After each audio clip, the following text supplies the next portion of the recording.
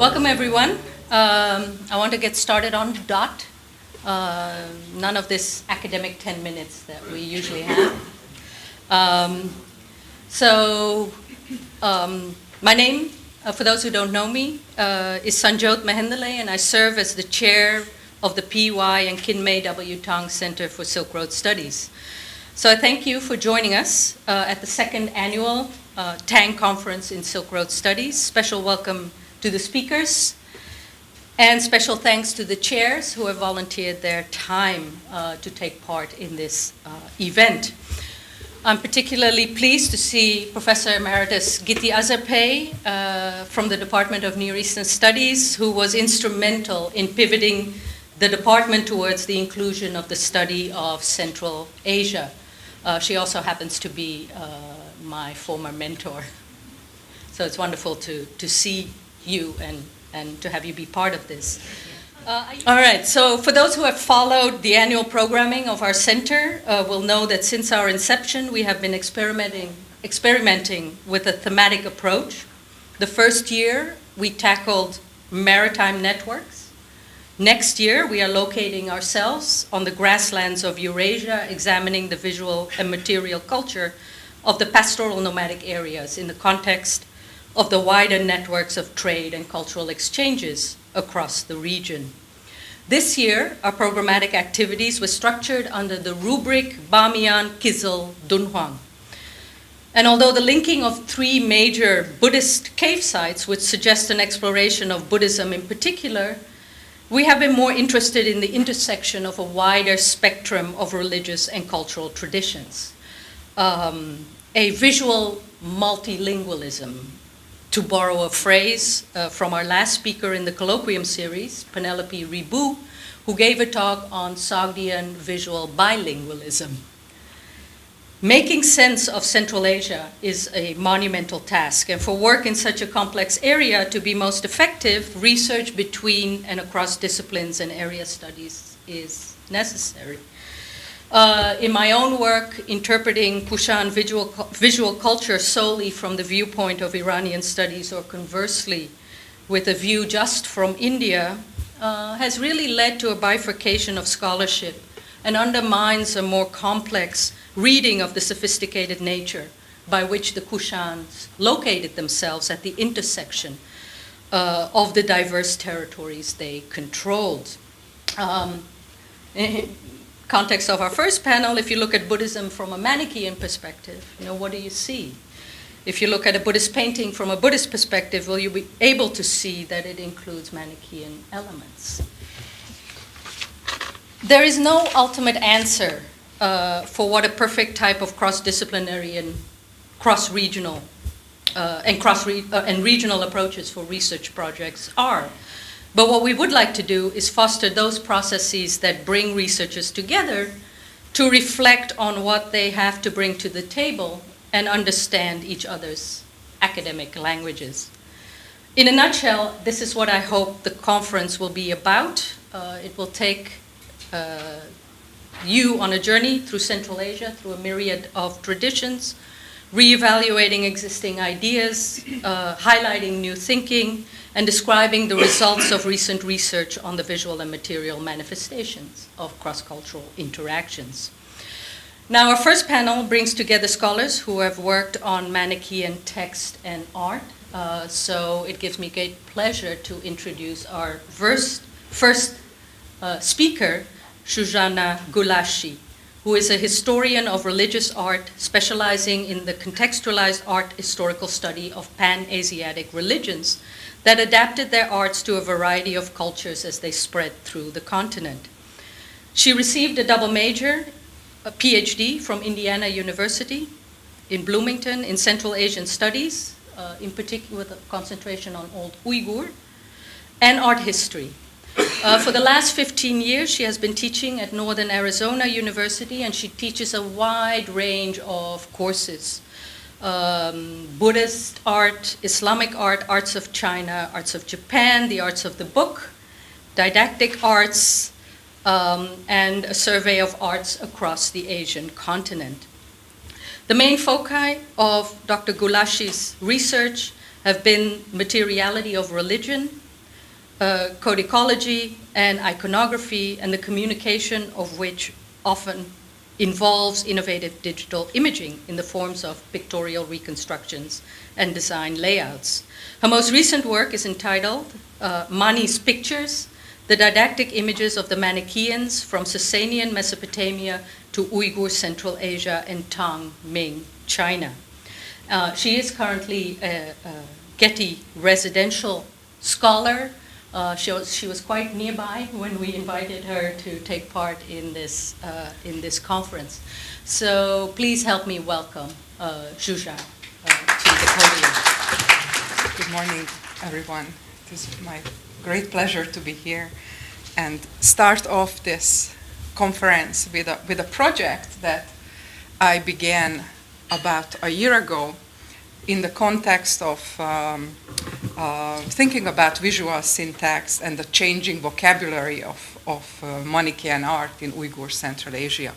So I began this study and realized that for the meeting in this context, I should really concentrate on something that's very specifically related to the question of Buddhist and Manichaean interactions that has a long history in the study of Manichaean art. And I'd like today to focus on the question of Buddhist influence most specifically in connection with Mani's Book of Pictures.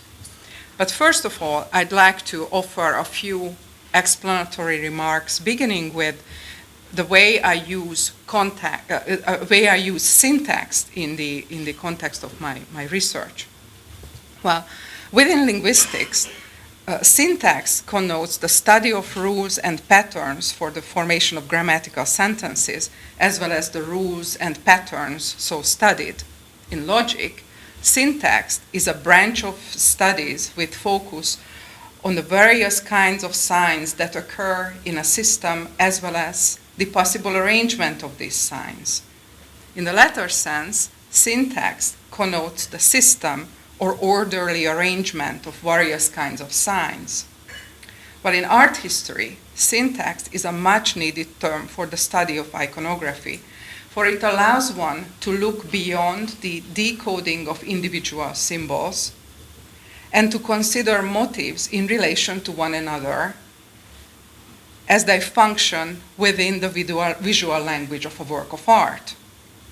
So my presentation today considers smaller elements of visual syntax, while I'd like to keep in mind a broader connotation that I will not consider, but still I'd like to keep their existence in the back of our mind. The first point that I have to clarify that in my last work on Mani's Book of Picture, I really investigated the visual syntax of the currently known Manichaean works of art that relate to Mani's Book of Pictures one way or another. And what I did systematically, as you see on this diagram, I broke down the individual motifs that are part of a composition and looked at how they relate to one another in order to form sub-scenes or smaller units within a composition that all together contribute to the overall message. And in this case, what you see here is a digital reconstruction of a work of art that offers a set of symbols. In the lower part of the picture plane, you see two lay figures seated in front of a food offering, and in relation to the elect, these set of symbols communicate the alms service scene that is then essential to the elect's work to transmit the light ultimately to paradise through these symbolic objects of the sun and the moon as they ferry their light all the way up to paradise, where the Father of Greatness picks up this shipment of the light. So altogether, the individual symbols are essential to understand the sub-parts of this composition that contribute to the visual syntax of each and every single Manichaean work of art. And although individual motifs could be borrowed, could be a result from influence from other culture, the meaning, the Manichaean meaning, is not compromised. And that's a very important point to keep in mind when we look at Buddhist and Iranian secular symbols in the rest of my presentation. Another important introductory point that I have to make is the significance of Uyghur Central Asia for the overall history of Manichaean art. During the Uyghur era, which spans for about 270 years, the Manichaeans, for the first time in their history, enjoyed a secure patronage from the ruling elite of the Turkic-speaking Uyghurs. And during this era, left behind a significant quantity of artistic and textual remains that were unearthed through the work of Prussian expeditions and the beginning of the 20th century. And this part of Manichaean history within this large footprint of Manichaean history is also the location when two different cultural spheres in Manichaean art and text meet.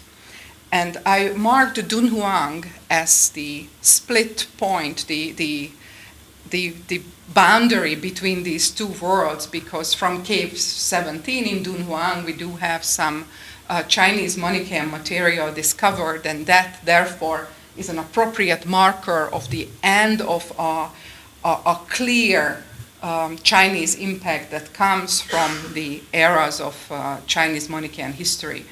While on the other side of this boundary, on the western side of this boundary, we have a significant Iranian and Syro-Mesopotamian cultural impact on the formation of Manichaean material culture. And of course, that includes book culture as well as iconography in pictorial art.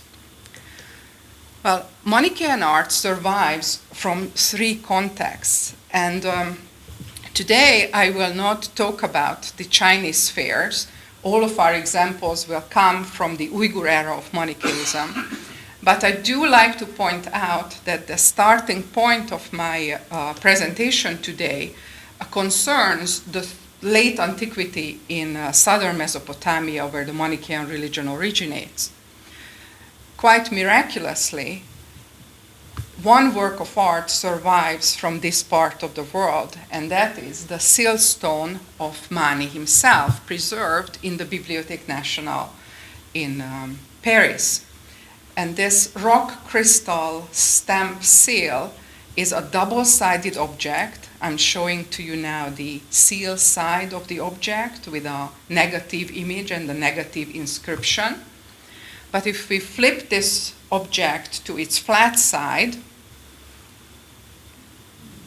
it conveys the positive image of the very same content, the positive work of art in the center, the relief carving, and the positive image of the inscription itself in Syriac language and in Manichaean script that identifies the owner of this seal as Mani, the apostle of Jesus Christ. And this is indeed the phrase that Mani started his letters appropriately. Therefore, this very phrase is a part of both the seal and the letter itself, and served an important aspect of the identification of the object.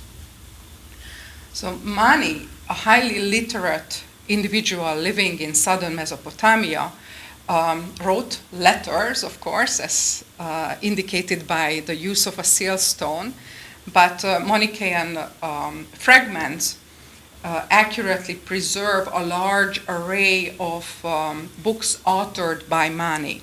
I'm giving you a list here, an early list from the 4th century, a Manichaean list, and this one accounts for 9 works, 9 books authored by Mani. And you see the Gospel, the Treasury of Life, the Pragmatea, the Book of Mysteries, the Book of Giants, the Book of Epistles, or the letters of Mani that were collected to this book by his disciples.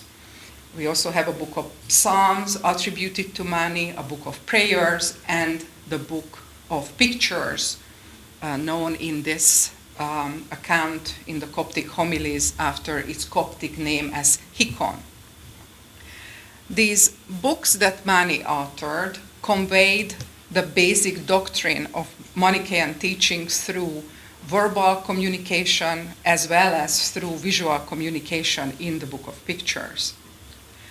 This Book of Pictures, until just recently, we have thought that no fragments of Mani's Book of Pictures have survived, and we were only accustomed to dealing with textual discussions of it, including late antique sources. Altogether, I collected 14 passages from Antiquity that deal with Mani's Book of Pictures. 4 of them are in Parthian, 3 are in Middle Persian, 5 are in Coptic, and then 1 is in Syriac. And this Syriac text is the only polemic account in this list of 14 passages on Mani's Book of Pictures. So out of the 14 accounts, 5 indicate a location where the Book of Picture was used during Mani's time or shortly after Mani's death within the first generation of his disciples. And placing this data on a map allows us to see a picture that underlines the importance of the use of Mani's Book of Pictures in southern Mesopotamia and in western Iran, as you see marked by the green symbols. The blue marks indicate other Manichaean activities that underline the importance of this region for early Manichaean activities. What I did in my last book project in Mani's picture was taking textual sources from throughout Manichaean history and systematically assessing them in what they convey about Mani's Book of Pictures. I also looked at images. I also looked at textual passages that discussed the practice of teaching with images, even though they might not mention Mani's Book of Pictures, the title of Mani's Book of Pictures. And I saved other textual references for the study of iconography at the very end of my book in the last chapter when I looked at visual syntax. But the study of these textual sources, the first 2 categories, allowed me to identify canonical images that that are fragments of Mani's Book of Pictures, and 4 of them are identified based on this approach. I also could identify a set of modified versions of these images that were adapted to a variety of other mediums, but preserve accurate content from Mani's Book of Pictures as indicated by textual sources that discuss the content of Mani's Book of Pictures. And finally, I could separate a set of so-called non-canonical images that can be used for teaching purposes in Manichaean context, but do not directly relate to Mani's Book of Pictures. Well, all in all, this brings me to a new understanding of what the corpus of Manichaean art is from the Uyghur realm. About 110 fragments have been previously identified, which include 4 fragments of wall paintings, 17 fragments of various kinds of textile mediums. They are hanging scrolls on rami or on silk. Some of them are funerary banners, altogether 17. And in addition, we have the book medium represented with the largest quantity of items, altogether 89 fragments come from the book medium. The majority of them are illuminated manuscripts, texts with images, 85. But 4 of them are solely pictorial fragments that can be identified as parts of Uyghur era editions of Mani's Book of Pictures. So let's take a look at the first one.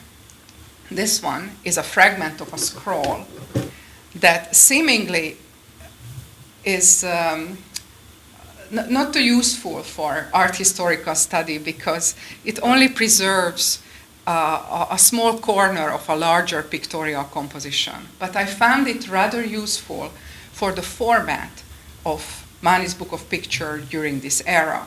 This is a fragment of a scroll preserving the spliced area where two pieces of paper were attached to one another to create a long format of a horizontal hand scroll.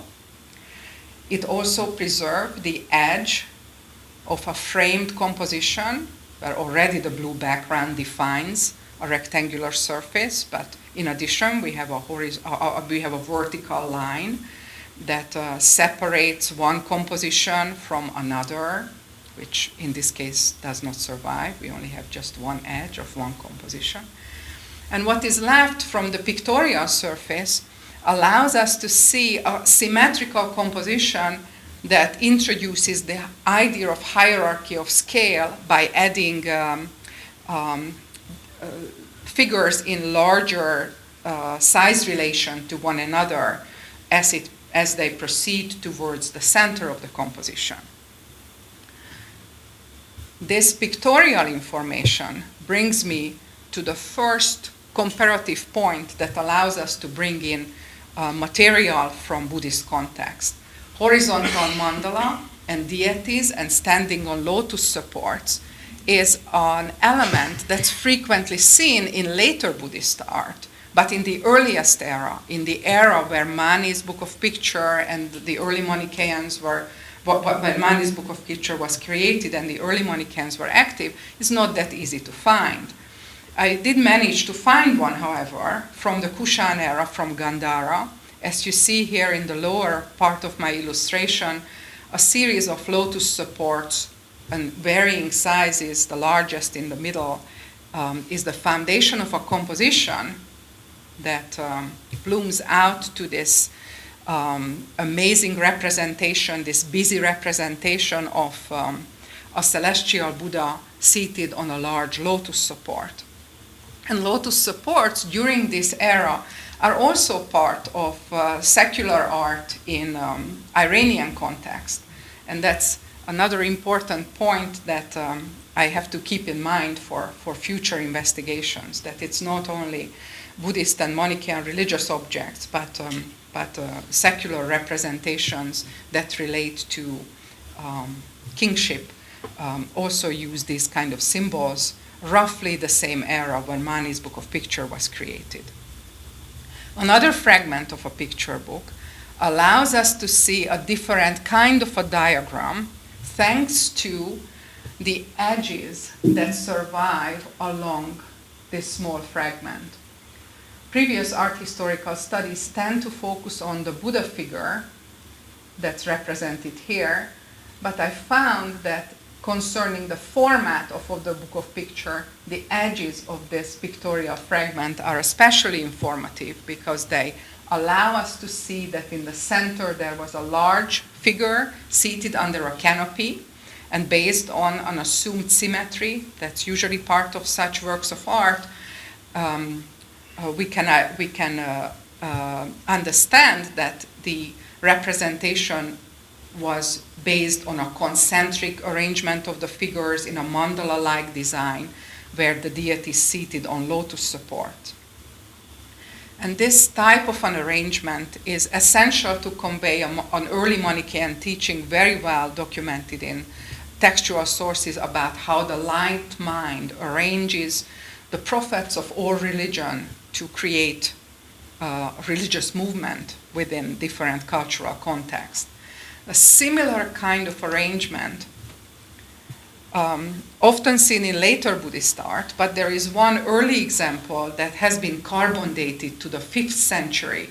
This portable wooden shrine displays the celestial Buddhas centered around Vairochana and uses the lotus supports to seat the deities of this celestial pantheon. A version of this image, a better known version of this image, features just Vairochana and on the wing, the panels, the wing panels in the upper part feature two of the four Buddhas, two of the four celestial Buddhas. But overall, we have an arrangement that matches what we see in the Manichaean fragment.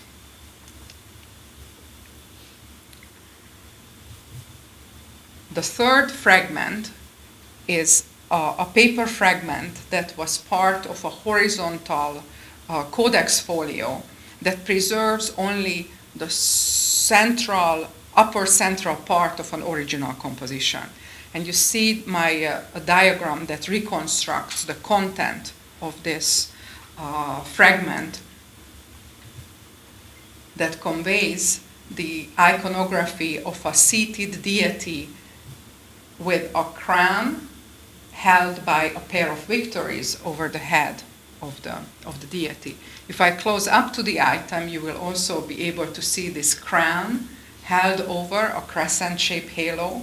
This halo has multiple layers that surround the head of a female deity.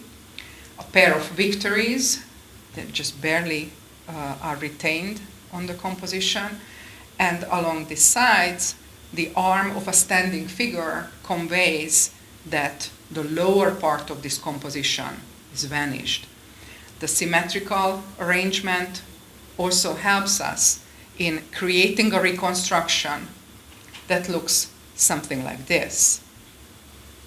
And this kind of an arrangement is then analogous to the very same work of art I showed you before, where above the head of the Buddha, a wreath is held by two victories. These are winged creatures. The wings are still retained in this high relief carving. If I pull out to show you the complete composition, the victories get lost within the busy composition surrounding the Buddha, but they are there and provide a point of connection from an era that corresponds with the time period when Mani's Book of Picture was created.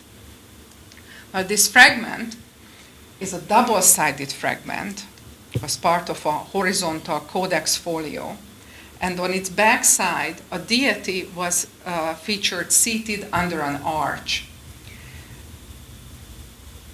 A deity seated on a throne is a theme that can be assumed in light of this composition based on the overall surviving motifs here. If I mark for you the key elements, the standing figures within the arch and on the outside of the arch allow us to see that the central figure was likely seated on a throne. My third and smallest circle circles the arm of the figure that was part of the arrangement. And based on, once again, the symmetrical layout of this composition, the reconstruction in a diagram conveys a meaningful content that's better allows us to see what kind of a work of art we are dealing with. Well, unfortunately, the lower part of this image does not survive, so it's not a perfect work of art to discuss the motive of a deity seated on a throne. So I'd like to bring in a comparative example that is a set of Manichaean funerary banners that preserve the image of seated deities in the upper part, up here. These are double-sided banners, so I'm showing you the two sides next to one another. Two banners survive, and the upper parts feature seated deities. Let me close up to the ones that better survive. On the left, you see the image of the Light Maiden, and on the right, you see the image of Jesus. If I show the digital restoration of these fragmentary paintings, they will make a little better sense. everything survives from the iconography of these figures, and therefore this digital restoration could be accomplished in order to point out the essential features that are needed for comparison. This allows us to better see that these seated figures spread their knees in an Iranian fashion. They are seated on a flat throne. As they are seated on a flat throne, there is a sash between their knees, and in one case there is a cloak, a fold of a cloak is held in the left hand of the figure. And this is where I'd like to begin with my comparison, bringing in a Gandharan work of art. This detail of a scene shows a Buddha figure from the 2nd and the 3rd century that assumes an identical posture with the left hand. Being seated on a throne is also attested in Gandharan Buddhist art, as this image indicates. But we also see it in religious works of art from Iran, as suggested by this image of Zurvan on a side of an ossuary, where the identical sash and the flat throne can be traced. The Light Maiden's image analogously preserves this iconography, and a set of further comparisons with royal imagery that were displayed publicly during the 3rd and 4th centuries, as you see here, conveys an identical approach to representing a dignitary in a seated position. The last example of a fragment that can be identified as a likely fragment of the Book of Picture is the smallest and arguably the least valuable when it comes to iconographical content. We only see a tip of a crescent and a series of layered halos that might be best explained as part of the upper central part of a composition of a deity. But the rest, of course, is gone. This fragment, however, is important because it's made of parchment. And parchment was the original material of Mani's Book of Picture. Parchment is rarely attested from Uyghur context. We only have a few fragments that are on animal skin. Almost all of the material, even fragments that are dated to 755, are on paper in Uyghur Manichaean context. So to find a parchment fragment of a scroll is indeed suggests that the fragment was part of an important object. Well, altogether, these 4 fragments of the Book of Pictures from Uyghur Central Asia goes back to a prototype that was initially created during the 3rd century. The way this prototype is preserved through these Uyghur era edition is by careful copying of religious content that I assume was analogous to the care that was taken to the translation and later edition of Mani's written works. So the picture book arguably maintains a conservative approach, a rather conservative approach to the preservation of artistic content based on its affiliation with the founder of the Manichaean religion. Nevertheless, we have at least about 500 years between the textual sources that discuss Mani's Book of Pictures and the actual physical remains, these 4 physical remains that I showed you. And 500 years is significant enough for artistic innovations to occur, and undoubtedly we could find through another project traces of innovations that could not have been part of a late ancient version of Mani's Book of Pictures. So all in all, I'd like to argue that the contact with Buddhism, when it comes to Mani's Book of Pictures, specifically underlines the importance of the Iranian era of Buddhism that best known today through the examples of Kushan works of art. Thank you for your attention. So our next speaker, Adam Benkato, is visiting assistant professor in the Department of Near Eastern Studies, and I shamefully have to admit that our paths have not yet crossed, even though I'm in exactly the same department. It's also my shame. And he's only probably, 5 doors removed from my office? Yeah, I think so. So it's wonderful, and I'm very excited that you agreed to participate in this conference. Adam's research approaches languages and texts in their social and historical context, focusing on areas ranging from the linguistics and literature of modern Arabic dialects, especially Libya, to medieval texts in Iranian languages, especially Sogdian. His methodological interests include archive studies, material philology, post-colonialism, and sociolinguistics. Before coming to Berkeley, Adam taught at the Freie University in Berlin. He holds a PhD and an MA from the School of Oriental and African Studies, London. And his title today is Manichaean Official Documents in Their Central Asian Context. So please help me welcome Professor Adam Benkato. Yeah, it's a great pleasure to be here today. Thank you very much for the invitation. And it's also an honor to share the panel with 2 of the most important scholars working on Manichaeism. I highly encourage you to read all of their publications. And your presentation in particular was fantastic because you've covered a lot of ground, which in a way is sort of essential background for what I'd like to talk about. So now that you've had an excellent introduction to Manichaean art and iconography, I think we can proceed in a detailed manner. What I'd like to talk about are, again, some of the texts and documents from the Turfan collection of sites where a number of Manichaean texts in various languages have been found. I'm going to be borrowing several diagrams from Zsuzsanna Gulácsi's books. I hope she doesn't mind. So right, we're speaking of this area here, and there are these various sites where different numbers of Manichaean fragments have been found, and to some extent it's a little bit unclear how they all relate to each other in terms of what Manichaean community was where. And we'll be looking at some texts from the Bezeklik caves in particular.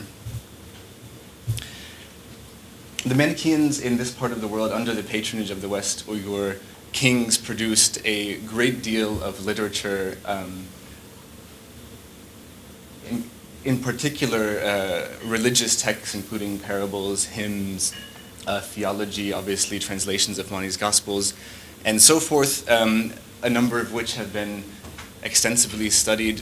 What I'd like to talk about in particular are letters, documents, letters in particular, which were produced by the Manichaeans, but are not religious in the sense of serving some kind of function in religious practice or the Manichaean rituals, but rather attest to the sort of administrative structure of the Manichaean church in Turfan and its relationship with the Uyghur kings. In particular, there have been a number of letters in Sogdian and Old Uyghur discovered in the Bezeklik caves. 3 of them are in Sogdian, and the most beautiful example is this one, which is a very long, illuminated letter in Sogdian. That was Bezeklik A, and then I'll be also talking about Bezeklik B. Both of these letters were addressed to a figure known as a Mojak, which was the highest rank of the Manichaean church, named Mar Aryamanpuhur. And the title of Mojak does indicate that he was the highest ranking figure in the Manichaean church. And it's been argued by Yutoka Yoshida in several publications that this person was in fact the leader of the Manichaean church in the entire world, which we'll come to in a minute. The titles with which he's addressed in these letters include this term Pasariu and reference to the sort of domain over which he was Mojak, bearing authority by the command of Lord Jesus, which is sort of a Manichaean phrase. And the term Buddhas in this context is, I think, a Manichaean way of referring to the various prophets of which Mani believed he was the sort of the seal. Yoshida also argues that on the basis of some names that are shared between these documents and some old Uyghur stake inscriptions, that they should be dated to the earliest part of the 11th century. These stake inscriptions are interesting because they attest to the conversion of Manichaean temples into Buddhist temples. And so this is sort of a period of contentious change, perhaps, for the Manichaean community in Turfan, although they were still under the patronage of the Uyghur kings, as several documents attest. Those Uyghur kings were also patronizing the Buddhist community more. And so if this is the case, then this figure, Mar Aryamanpuhur, is presiding over the Manichaean community at this time of sort of shift to Buddhism. Just to clarify some of the characters in this story, this Mar Aryamanpuhur, who is referred to as the Mojak, is one of so the Mojak is basically the highest ranking sort of clergyman in the Manichaean structure. There were supposed to be 12 of them in the entire world.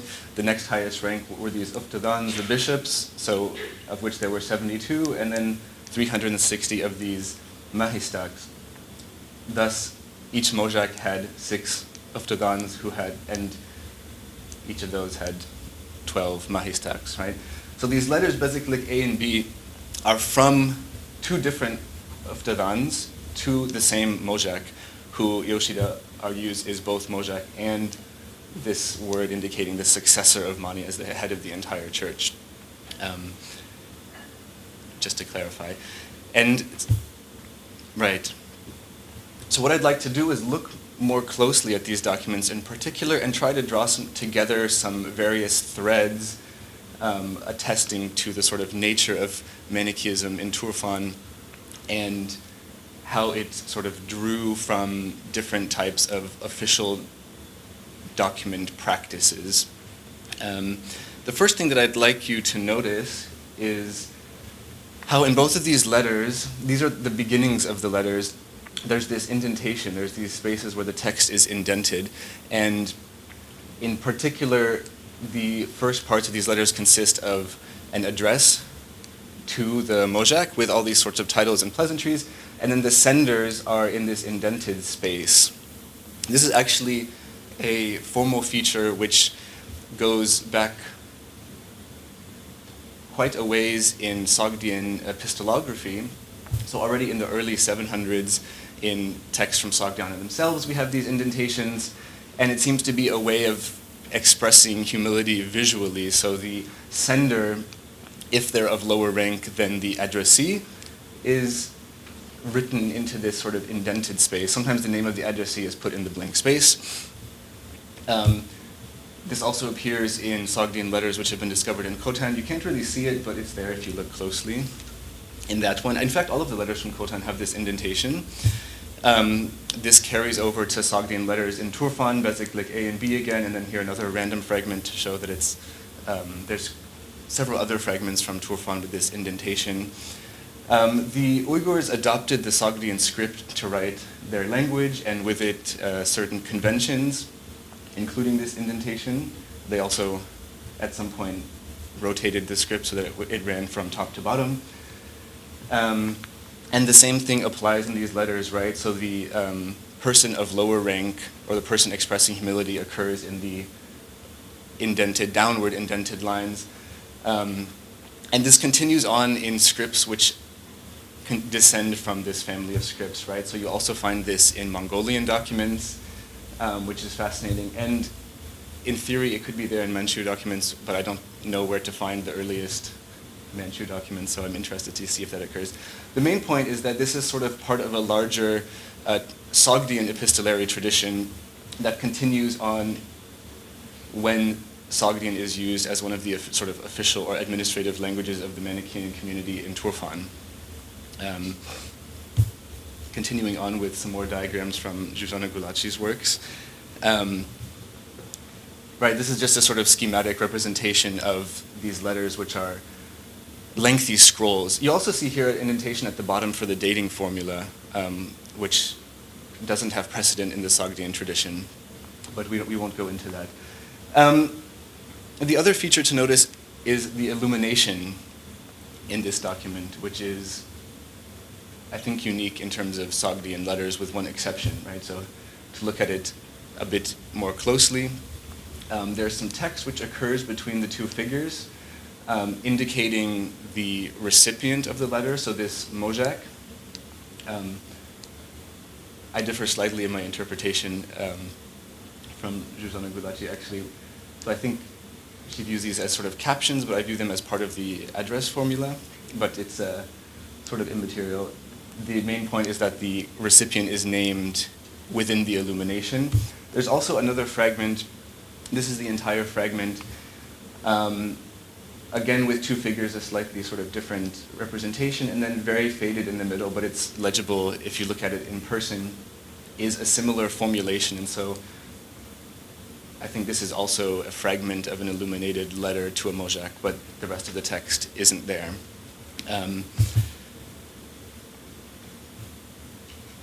I don't think I need to talk about the actual sort of figures in too much detail, since you now know quite a bit about how this works. And you can consult these excellent works for it, but I wanted to give you sort of an up-close view of the illumination. So the visual language is sort of Turfan Manichaean, one could say, within this longer sort of form of the Sogdian letter.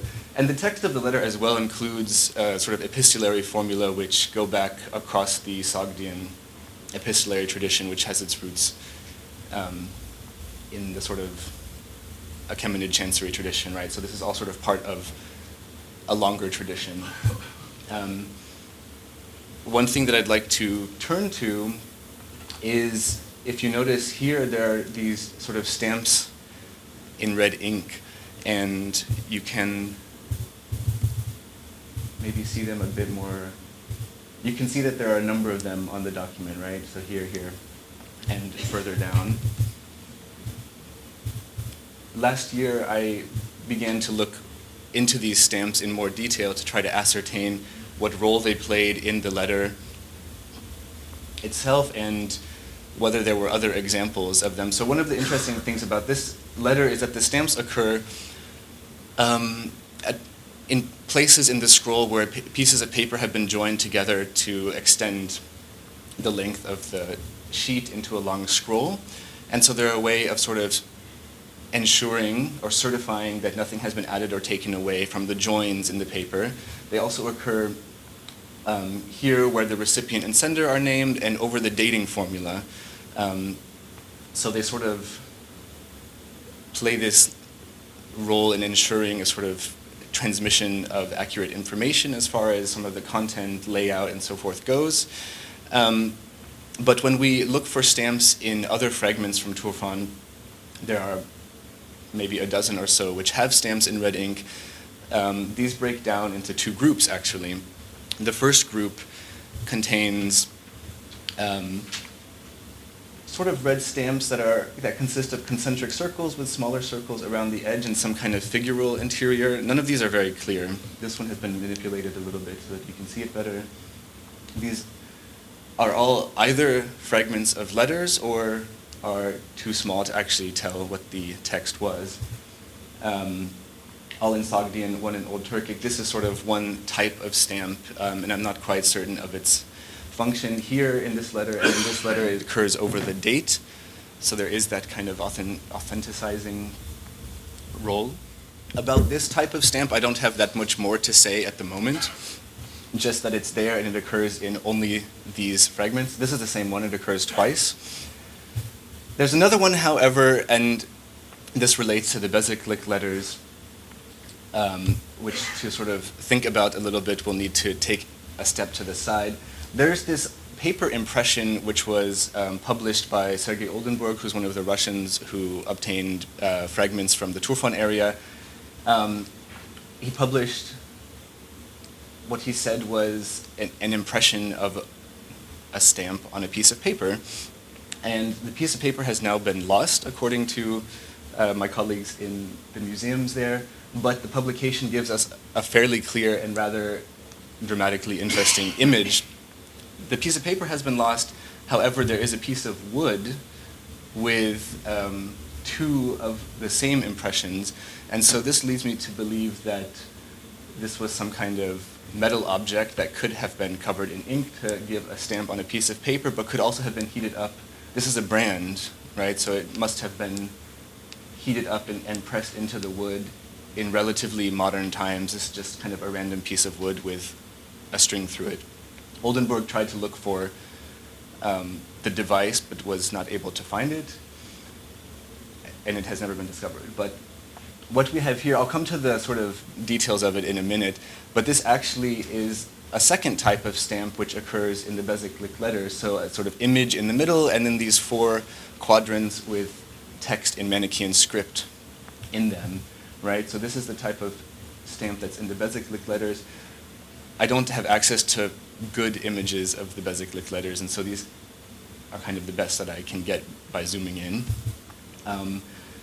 An envelope, and then there is an Old Turkic or Old Uyghur document which has a similar and probably the best preserved example thereof. If you manipulate the image, thanks to my younger sister who did that, you can kind of get a much more clear view of what's going on, right? So you see a sort of face in the middle here, and then four quadrants with text in Manichaean script. However, it's not the exact same thing, right? Whereas here, you don't have anything in the space between the text. Here you have a circle, right? And then the image is not the same, but the sort of format is. So that's the second, I guess, type of stamp of which there were at least two designs, right? Looking more closely at this, well, Yoshida also argued, based on looking at this, that the patriarch, the head of the entire church, would have possessed such a stamp. We'll see if that makes sense. So if we look at that in more detail, oh yeah, the Manichaean script isn't working. Fantastic. But it gives you, what it says in Middle Persian is Chihri Khesta Roshan, the image of the Apostle of Light, which was one of Mani's appellations, right? And so it very clearly tells us that this is a representation of Mani himself.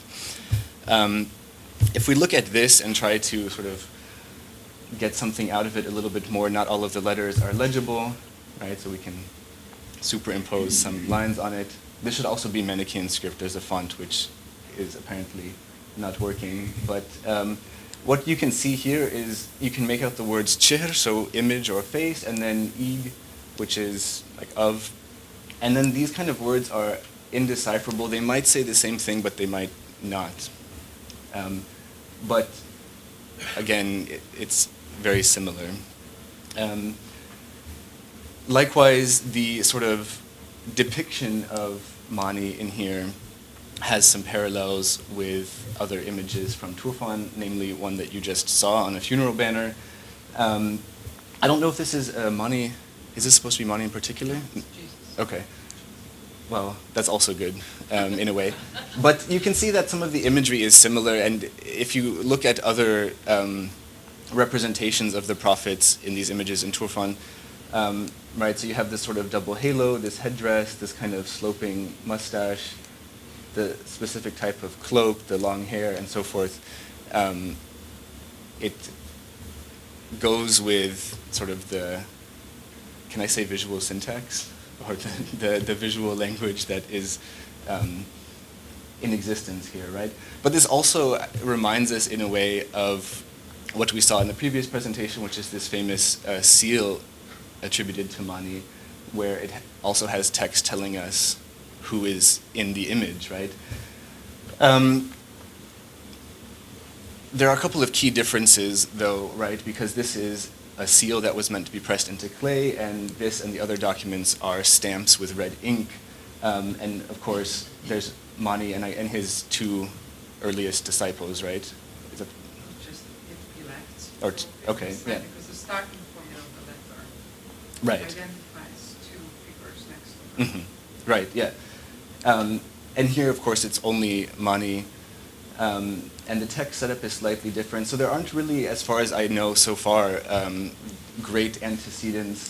You can think that some Sogdian coins have a kind of four-sided design with text and then a hole in the middle. So that might also be part of it. But I think it's certain in some ways that this stamp is part of a longer Manichaean tradition of like sealing or stamping something with a device referring to Mani himself, right? So if this seal was passed on to the successors of Mani who used it to seal their documents, one could think of that as initiating a kind of practice where the head of the church or high-ranking members of the church also had a seal referring or indicating their authority deriving from Mani. Right, but again, whereas this is sort of very Sasanian in its sort of conception and design, this stamp is more local, sort of Turfan Manichaean, I would say so far. Let's take a step to the side and have a look at the document on which this stamp occurs. It's in Old Uyghur, and it is very fragmentary, but thankfully a sort of essential part of the text is preserved, and it indicates that there is supposed to be a distribution of a quantity of wheat, 80 shug of wheat and barley, which doesn't necessarily tell us anything in its own, but is almost exactly parallel to a more well-preserved text, which we'll see in a minute, which is an official sort of charter, also in Old Uyghur, for a Manichaean monastery in Turfan, which orders the distribution of 80 shug of wheat each month for the two assemblies of elects, i.e. the elect and the hearers. So this tells us that this quantity of wheat is rather large and is enough for the community of Manichaeans for a month.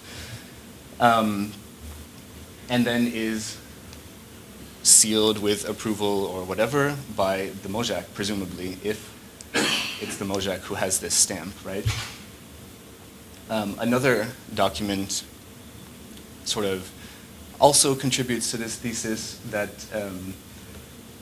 again, in Old Turkic, and it's a fragmentary context, but it implies that a stamped letter is to be requested from the Mojak whose name is missing from the text, but the phrase Tamgalug Bitig, a stamped letter, is present. So there are some sorts of indications that the Mojak, whoever he was at this time, was associated with stamping of documents, right? So we have this Old Turkic document with a circular stamp in red ink, and it's parallel to this Old Turkic document, which is a scroll of about 8 feet long, detailing all sorts of rations and so forth for the Manichaean community. However, this one does not bear a circular stamp in red ink, but it bears a square stamp in red ink, and the square stamp does not have any text in an Iranian language, but rather in Chinese, in this sort of famous seal script. It's also, you can't really see it here. They're on a number of places in the document, but it's quite large. It's like 6 or 8 centimeters or more. And this seal script basically states that it is the stamp of the sort of Uyghur chancery. And so this document, while saying the same thing as this one, at least in part, is nevertheless stamped, approved, received, something like that, by the Uyghur administration rather than by any Manichaean official figure. So this could be a document maybe made by the Manichaeans and received by the Uyghur administration, or made by the Uyghur administration for the Manichaeans. And of course, it's interesting but not surprising that it was a Chinese stamp, or a stamp with Chinese language, that was used by the Uyghurs, right? So this is also part of the sort of mix in Turfan. Right, and in fact, there are a number of Uyghur documents with just this kind of square Chinese stamp. Daimatsui has analyzed a number of them, and the ones with this sort of larger, a very large square stamp, are to be attributed to the West Uyghur Kingdom. A number of other stamps on Uyghur documents are very much later, but these are the ones that overlap with the sponsorship of Manichaeism by the Uyghur kings. This is another document that you can see a bit more clearly. So this part isn't surprising. But what is interesting is that the Uyghur administration, with their Chinese stamps, also stamped documents pertaining to the Manichaeans. And that, I think, so this part isn't that surprising. The presence of a sort of red circular, very Manichaean stamp on a document is more unique, right? And so taken together, we kind of have this association of mojaks with stamps and also the official documents with stamps. However, we can't really read the stamps on the Bezeklik letters very well yet, and so it's hard to tell if they say anything different, right? So for example, if these are addressed to the mojak, it doesn't seem that the receiver would have stamped them to ensure their authenticity, but rather the senders. So did these bishops also have a certain type of stamp? Did their stamp differ from the stamp of the higher ranking officials in any way, or sort of what was the story there?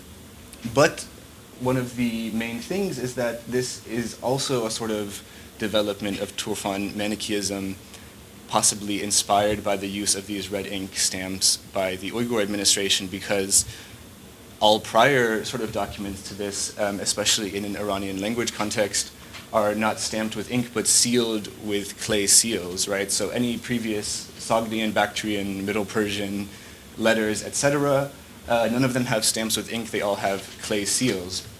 And as far as I know, there's no clay seals associated with Manichaean or Uyghur documents in Turfan. So at some point there's a shift from sealing with clay to stamping with ink, and that's probably something that happened with the Manichaean sort of cultural sphere overlapping with this kind of Uyghur Chinese administrative practice in Turfan. So these are some of my ideas about the nature of these sealings, right? So we have these, the two major languages of the Manichaean community there, and sort of coming together in especially Bezeklik letter A, but also a number of different fragments, are these various threads of traditions to which the sort of Turfan Manichaean community belonged or drew from, right? So this much longer Sogdian epistolary tradition, sort of aspects of Manichaean art, which were sort of cultivated in Turfan, but have longer roots elsewhere, as we have also just learned.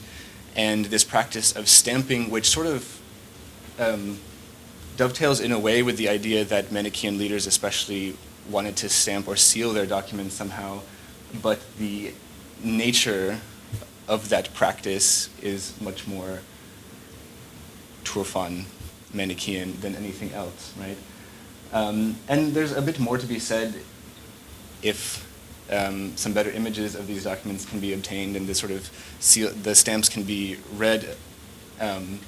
That could also kind of contribute to understanding the documents and their sending and receiving a bit better, right? Because with these Bezeklik letters, they were all found in Bezeklik, hence the name, but they've been argued to have been sent from various places. So letter A being sent from Beshbaluk, which was supposed to be the sort of winter capital of the Uyghur kings, a distance north of Turfan.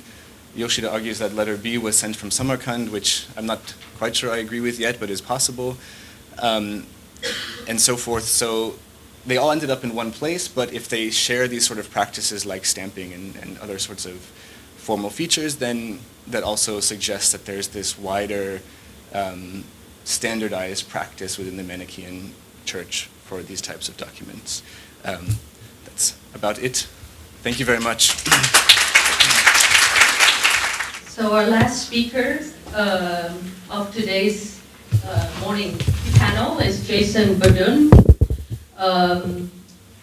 He's a former, I didn't know this, former advisor to UNESCO's Atlas of the Silk Road Project. Current. Yeah, good job. And former chair of the Department of Humanities, Arts, and Religion. He holds a PhD in the comparative study of religion from Indiana University, and an MTS in New Testament and Christian origins from Harvard Divinity School. His areas of research include biblical studies, ancient Christianities, Manichaeism, religions of West Asia in late antiquity, ritual and self-forming practices, and method and theory in the study of religion and history. He's currently engaged in a multi-year collaborative project to edit and translate an ancient Coptic Manichaean manuscript with funding from the National Endowment for the Humanities and the Australian Research Council. The first of the 4 volumes of the edited Coptic text in English translation has been issued by Brill, the chapters of the Wisdom of My Lord Mani in 2018. And today he will be speaking on the Manichaean evidence for Kushan Buddhism, which I'm very excited about. Thank you. Please help me welcome Jason.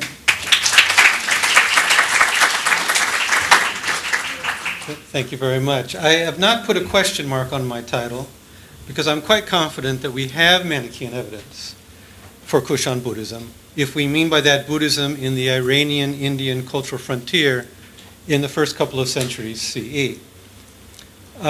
As to the significance of this evidence, for that I'm here to get your opinions. Historical criticism has been slow in spreading through the study of Buddhism. Many classics of the field use traditional sources uncritically, regarding such things as the origins of the Buddhist canon, conversion of great monarchs, and the dates of textual transmission to China. Fortunately, that situation has been changing in recent decades, as the evidence of archaeological material has been interpreted more independently of those traditional accounts, and Chinese sources have been scrutinized more carefully for their anachronistic apologetic constructs. The new discovery of datable manuscripts from Pakistan and Afghanistan has introduced crucial controls on hypotheses regarding the state of development and character of Buddhism in the region approximately 2 millennia ago. My purpose here today is to add to this triangulation of data a further set of materials, most of which is unknown to scholars of Buddhism, and some of which is brand new and not yet published.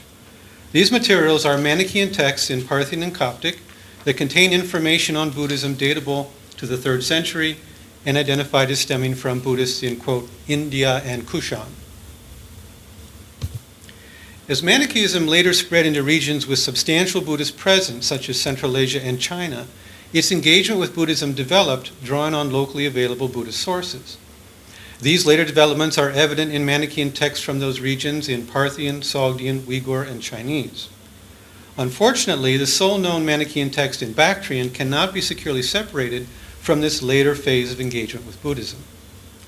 But Coptic Manichaean manuscripts from Egypt dating to the 4th century contain material that has not passed through that later Central Asian encounter with Buddhism, reflecting instead the prior period of Manichaean history when Mani and his first followers came into contact with Buddhism in the region dominated by the Kushan Empire in the century before Mani.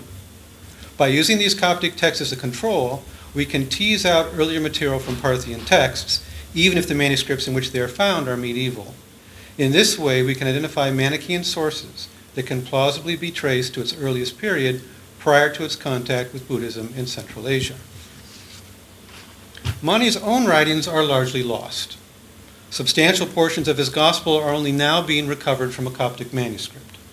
In one passage that has been published, he speaks of traveling to India and there entering into discussion, unfortunately not with Buddhists, but with Brahmins.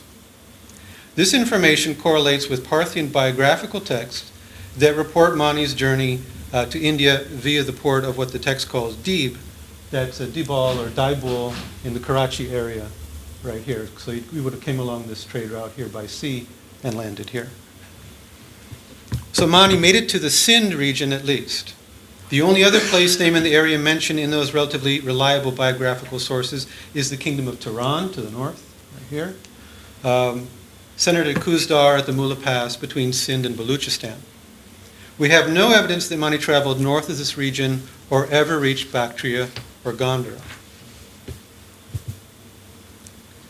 Another book of Mani's, the Shaburagan, of which substantial portions survive, refers to the Buddha at its start as one of Mani's principal predecessors, along with Zarathustra and Jesus.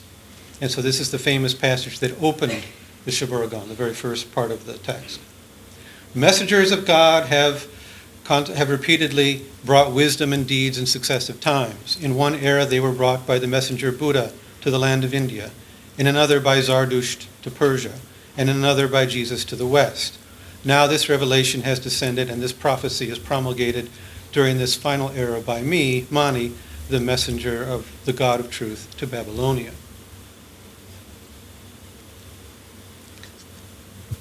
Mani's Book of Giants, of which some fragments survive, again only seems to reference the Buddha in a statement of Mani's basic prophetology.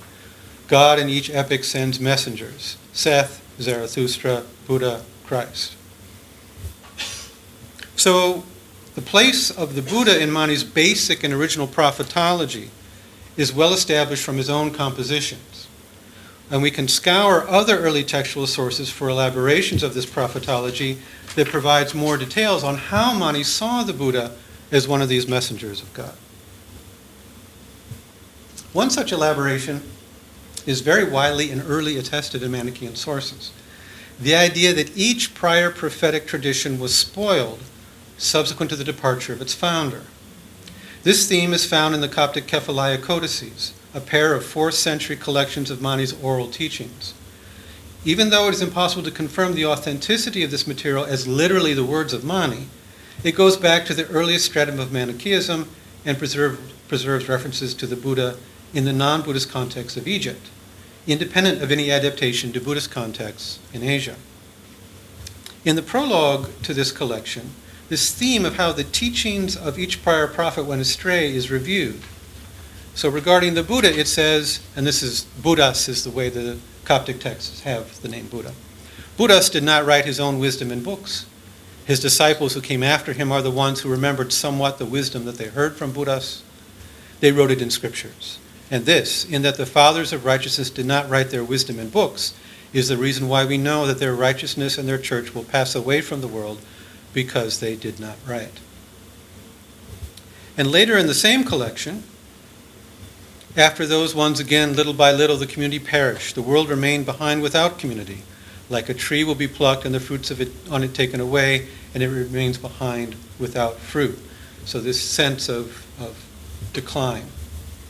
The same idea is expressed in Iranian versions of this same sort of Kephalaya material. I use that term to refer to these oral teachings of Mani that his disciples collected. And where Coptic versions provide a check on this material, we can be confident it is similarly from the earliest generations. So this is an example of one of those from Parthian text, M5794. The earlier religions endured only as long as there were pure leaders in them. When the leaders had been elevated, that is, died, the religions were confused and became soft in the commandments and the works, and they were deceived, and the text starts to break off there. So this theme will be familiar to you, of course, those of you in Buddhist studies, as the decline of the Dharma concept. A recently published Sogdian Manichaean text, in fact, shows very close familiarity with this theme as it is known in Buddhist traditions about the rise of sectarianism approximately 200 years after the parinirvana of the Buddha. That text might be influenced by later contact in Central Asia, however. A further development of this theme of decline of the Dharma details on who bears responsibility for leading the prior traditions astray. Middle Iranian examples of this topic include a Kephalaya passage preserved in a Sogdian fragment. The reason why this and other similar texts can be trusted to be independent of later adaptation in a Buddhist context is the manner in which they treat each of Mani's predecessors equally and equivalently, giving specific names and details of how the Christian and Zoroastrian traditions were spoiled, as well as the Buddhist one. The details on Buddhism are not expanded relative to the others, as they likely would be if the texts were elaborated to engage a Buddhist audience. Regarding the spoiling of the Buddhist teachings, this Sogdian text says, the third calumniator was Uprat, or Waprat maybe, the Shramana and King Ashoka, who slandered Shakyamuni Buddha, and further the sinner Devadatta, who spoiled the Buddha's teaching. The last figure, Devadatta, is well known throughout Buddhist traditions as an early schismatic who broke with the Buddha and supposedly formed a rival community, demanding a more rigorous lifestyle, including 5 austerities. Namely, the monks should dwell in the forest, monks should not accept invitation to meals but live by begging, monks should not accept robes from lay people but wear only robes made of discarded rags, monks should not dwell under a roof but at the foot of a tree, and monks should abstain from fish and flesh. Now, this is an interesting set of differences with the Buddha, since Mani instituted practices that align with the Buddha's positions against Devadatas in all but one of these points of dispute. He favored continuous interaction of the elect with lay people, even to the point of living in their homes, rather than dwelling outside in isolation, as Devadatta enjoined. He favored being invited to a meal, rather than Devadatta's requirement of begging. He favored receiving garments from lay people, rather than Devadatta's prohibition of such a practice. Only vegetarianism marks an exception where Mani would side with Devadatta against Buddhist practice. Mani's identification of Devadatta as a spoiler of the Buddhist tradition, therefore, may not have been merely acceptance of a prior vilification of Devadatta, but a considered assessment of that tradition about Devadatta, and Mani deciding that he also disagreed with Devadatta.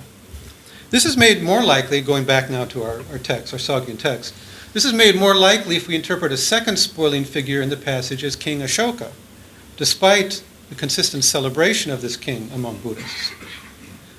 On the other hand, Max Deeg has suggested to me in a personal communication that behind King Shoka might not be Ashoka, but Ajatasattu, one of these early kings around the early Buddhist community, and I welcome your opinions on whether the form of the name Shoka might not be Ashoka as it has been taken in previous studies.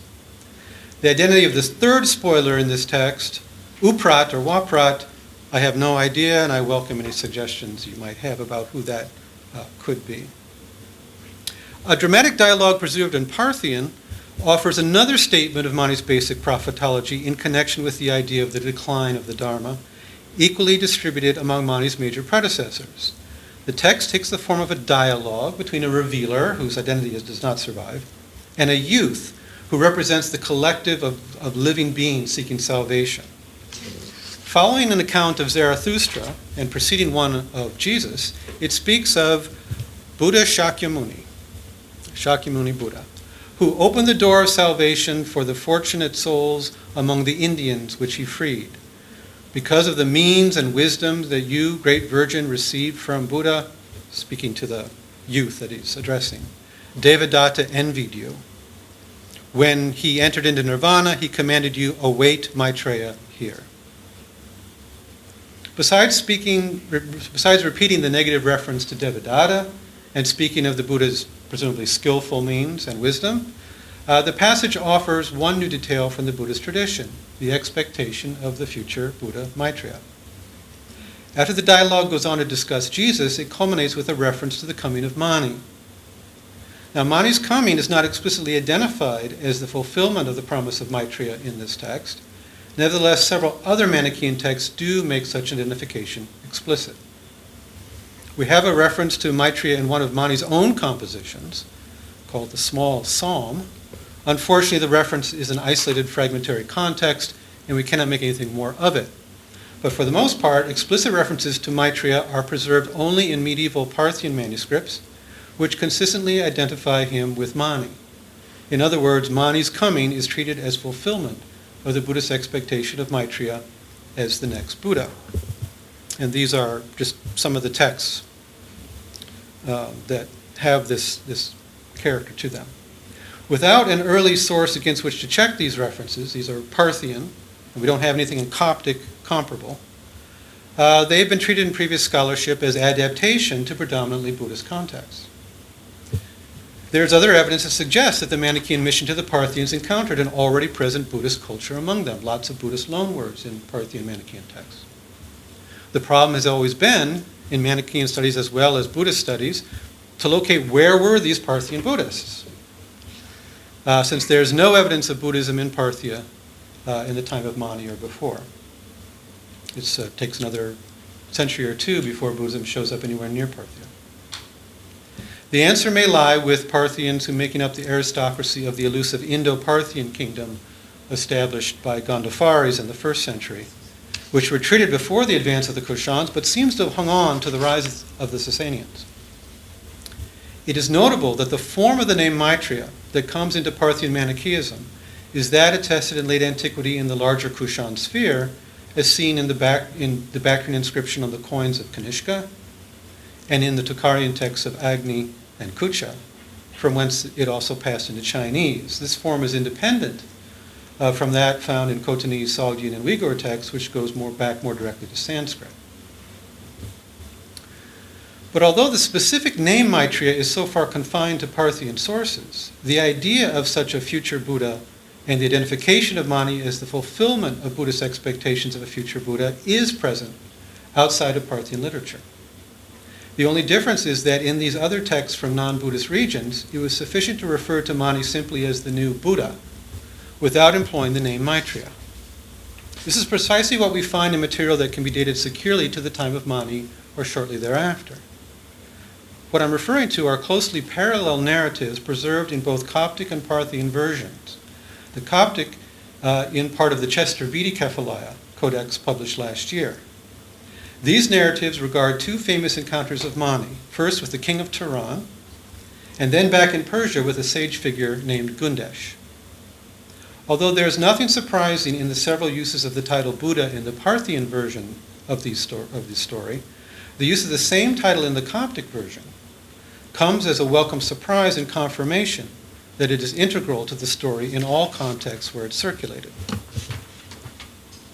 In the King of Turan narrative, Mani tells a story about an angel leading a righteous person in an ascent into the air and the heavens, asking him at each level, what is higher than this?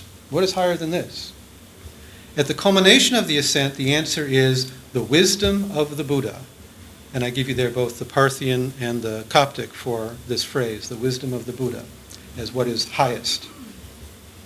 Upon hearing this tale, the king of Turan declares to Mani, you yourself are Buddha in the Parthian text, or you are Buddha, the messenger of God, in the Coptic text. Now, what can the king of Turan mean when he calls Mani Buddha? Previous scholars coming from a background in Judeo-Christian traditions and thinking in terms of Mani's own Judeo-Christian background have offered suggestions that ignored the Buddhist context of the identification and spoken carelessly of a Buddha redivivus. But this, of course, is nonsense. Shakyamuni does not return. The king of Turan could only have meant one thing. Mani is the expected next Buddha. There simply is no other concept or understanding by which a person in this time and place would be able to say to Mani, you are Buddha.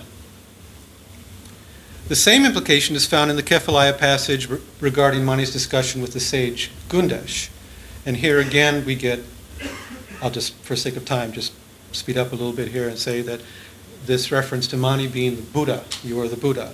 And again, another encounter in the same codex, Chester Beatty Kephalaya, a figure from the east comes, named Yodasvis, and again ends up saying that there are various signs he sees in Mani that tells him he's Buddha. This evidence, therefore, demonstrates that the identification of Mani with Maitreya was not a product of medieval Central Asian Manichaean immersion in a Buddhist context, but rather was part and parcel of Mani's original prophetological scheme and his self-understanding as the expected and necessary final messenger and reformer of past revelations, at least as it was put in place by the first generation of his followers who produced the Kephalaya literature. It went hand in hand with Mani's adoption of the idea of the inevitable corruption and decline of prior revelations. Both of these elements of engagement with Buddhist tradition were integral enough to Mani's self-understanding to be transmitted even in Western contexts where they served no missionary purpose. Mani's understanding of succession was understandable for Buddhists on the basis of their own prior models of successive Buddhas, of which there are various schemes. The Chester Beatty Kephalaya Codex, in which both the King of Turan and Gundesh material appears, also attests early Manichaean familiarity with such Buddhist traditions of succession, by speaking, in a portion of the codex that hasn't been published yet, of 7 successive Buddhas. These 7 Buddhas, the generation when each of them came and chose the 7 communities, preaching in the entire land of Kushan. So we have identified 4 key elements of the Buddhism which Mani and his earliest followers engaged. The idea that the Buddha was a historical human teacher, as part of Mani's basic prophetological scheme. The idea that there had been 7 successive Buddhas leading up through Shakyamuni, fitting Mani's ideal of prophetic succession. The idea that over time Shakyamuni's teachings would become corrupted and perish, a direct attestation of the decline of Dharma concept. and integrated into Mani's understanding of all prior traditions, including those of Zarathustra and Jesus. And the idea that a future Buddha, Maitreya, would come to restore it, which either Mani claimed to fulfill or his early followers claimed on his behalf. Now, first impressions might be that these are four pretty basic Buddhist concepts. But it turns out that they offer us very specific points of identification for the kind of Buddhism Mani knew. Previous scholarship on Manichaeism has been eager to establish connections to Mahayana Buddhism, but no such connections actually appear in this material. For whatever reasons, my predecessors have tended to reach for Mahayana parallels, bypassing more obvious and relevant ones from what I will call Nikaya Buddhism. So looking at what this early Manichaean material tells us, it's important to note, first of all, that Mani's view of the nature of the Buddha is itself Nikaya Buddhist in its conception. The Buddha is for Mani a historical individual born into the world, preaching and dying, certainly with a transmigratory pre-existence and a preparation in the heavenly realm, but not anything like the sort of transcendent superbeing found in Mahayana speculation.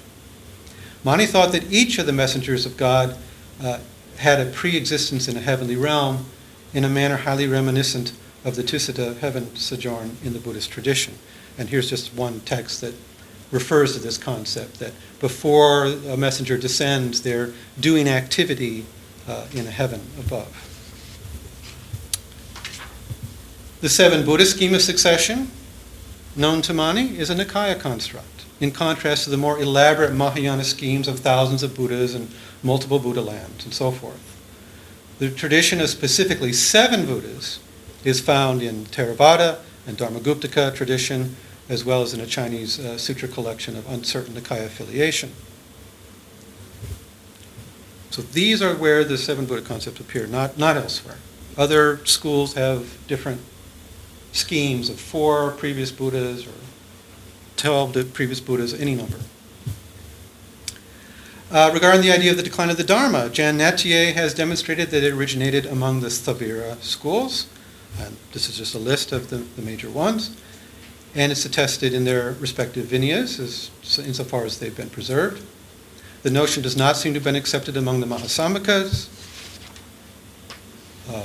Obviously, it does have a continuing life in certain strands of the Mahayana tradition as well. Mani's emphasis on the future of the Buddha to write down his teachings, something that in Manichaean studies has always been treated as something peculiarly Manichaean, actually picks up concerns of proper transmission of the Buddha's teachings among Buddhists themselves.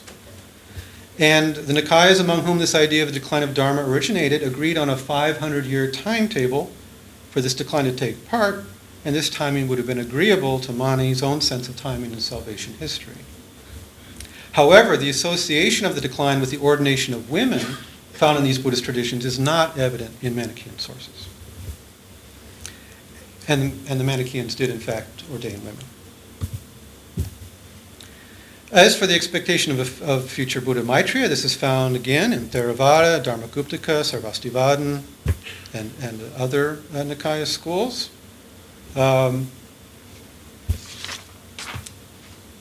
And while Maitreya also appears in Mahayana literature, it is usually as a foil, asking questions of more enlightened and cosmic beings than himself. Expectations focused on this future Buddhahood in this world tend to be shunted aside and overshadowed by Buddhas and Bodhisattvas from the much larger scale of the Mahayana multiverse.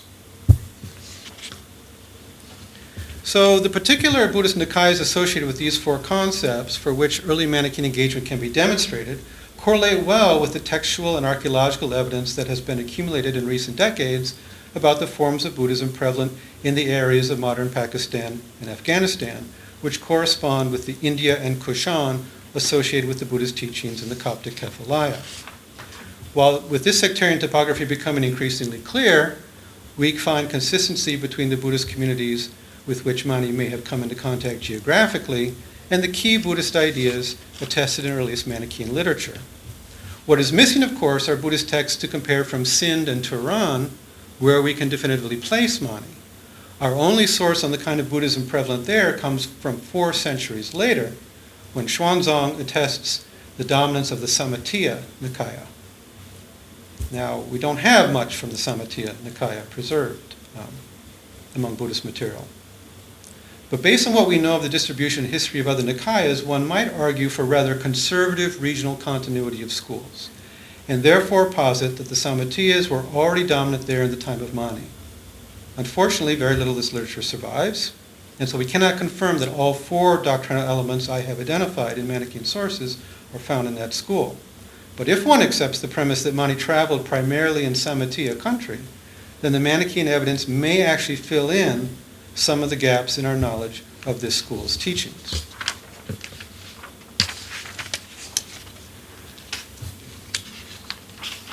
I've tried to show that far from being service adaptations of Manichaeism to a Buddhist context, these elements of Buddhist thought were fully integrated into Mani's own core teachings on salvation history. As I have argued elsewhere, to speak in terms of influence or borrowing, or to conceive of Mani as a kind of artificial compositor of a religion, misses the mark. Mani's vision, or insight if you prefer, was of an original revelation, an Uyghur religion, revealed in a pure form by a succession of messengers. He saw himself called to restore it as each of his predecessors had. He explained the apparent differences between the Buddhist, Zoroastrian, and Christian traditions, among others, by corruption of the original teachings. The necessary corollary of this understanding was that any commonalities or parallels between the traditions hint at the original pure revelation underlying each of them. Mani therefore conducted a kind of comparative religion investigation, seeking out such parallels between traditions, and when he found them, ensuring them a place in his restored religion. Our task is to trace his work not as a revival of parallelomania or a deconstruction of Manichaeism into constituent parts appropriated from prior traditions, but as a means to understand how Mani and his early followers understood all this to work and what they understood it to mean. In the process, because of the legwork Mani and his followers did in discovering and recording the ideas and practices of other religious traditions, we benefit as historians of religion in gaining new sources on those other traditions, helping us reconstruct them and their history as well. As I pointed out, those working in Manichaean studies have been well-meaning, but for the most part inexpert in their handling of Buddhist material. I would hope that experts in Buddhist studies would begin to take interest in Manichaean sources, not on their own, but in collaboration with experts in Manichaean studies, so that both fields advance together to deepen our understanding of an important era in religious history. Thank you.